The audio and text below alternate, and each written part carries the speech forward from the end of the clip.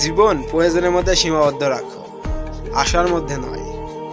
কারণ প্রয়োজন ফকিরেরও পূর্ণ হয়, কিন্তু আশা বাচ্চারও পূর্ণ হয় না। কখনো কখনো বোকার অভিনয় করতে হয়, সেই সব বোকাদের বোকা বানাতে, যারা মনে করে তারা তোমাকে বোকা বানাচ্ছে।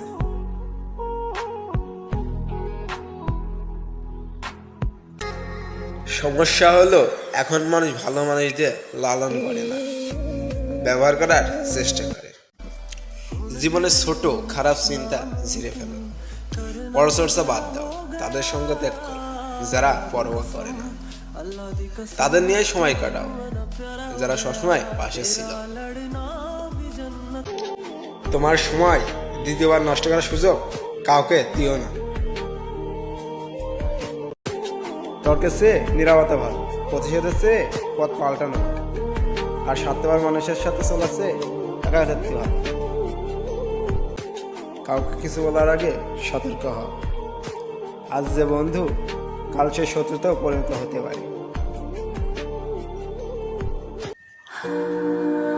শক্তিশালী মানুষরাও ভাঙে, তারা ভাঙে নীরবে, পুনর্নির্মিত হয়ে আবার এগিয়ে যায়।